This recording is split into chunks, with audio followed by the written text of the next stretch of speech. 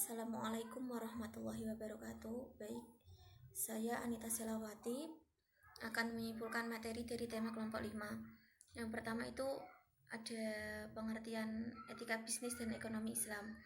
Etika bisnis dan ekonomi Islam adalah akhlak dalam menjalankan bisnis sesuai dengan nilai-nilai Islam, sehingga dalam melaksanakan bisnis dan perekonomian tidak perlu ada kekhawatiran, sebab sudah diyakini sebagai sesuatu yang baik dan benar.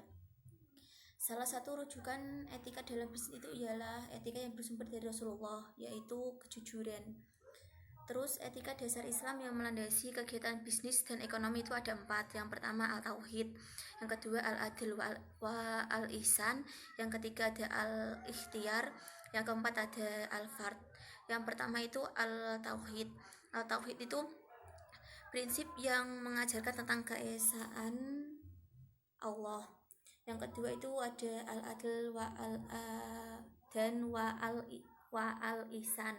Itu prinsip mengajarkan tentang keadilan dan keseimbangan. Yang ketiga itu ada al-ikhtiyar, yaitu mengajarkan tentang kebebasan manusia untuk melakukan seluruh aktivitas ekonominya sepanjang tidak ada ketentuan Tuhan yang melarangnya. Yang keempat itu ada al-fard. Al-fard itu prinsip yang menjelaskan tentang semua jalan hidup dan bidang usaha yang dilaksanakan pada akhirnya harus dipertanggungjawabkan. Terus etika Islam yang berlaku dalam aspek-aspek bisnis dan ekonomi. Yang pertama itu ada etika Islam dalam bidang produksi.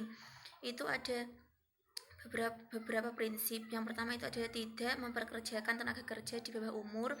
Yang ke-B itu ada memberikan upah yang banyak.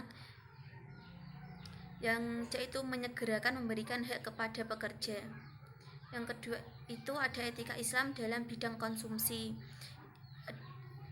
Itu terdiri dari tauhid, adil, kehendak bebas, amanah, halal, dan sederhana. Yang ketiga itu ada etika Islam dalam bidang distribusi. Itu ada sendi kebebasan dan sendi keadilan. Terus isu kontroversial dalam konteks etika Islam dalam bisnis dan ekonomi. Yang pertama itu ada riba dan bunga. Riba dan bunga yaitu tambahan atau meminta kelebihan dari nilai awal. Yang kedua itu ada asuransi. Yang ketiga itu ada kupon berhadiah. Kupon berhadiah yaitu memberikan barang dengan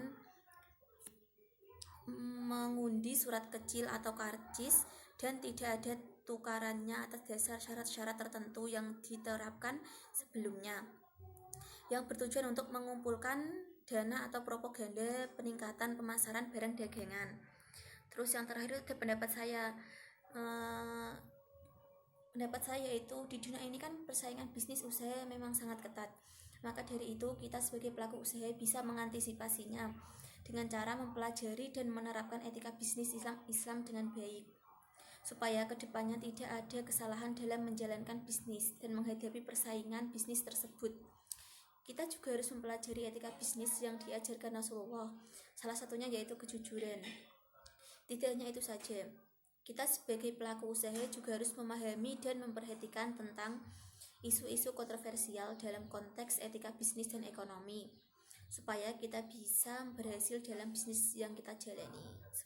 Terima kasih. Wassalamualaikum warahmatullahi wabarakatuh.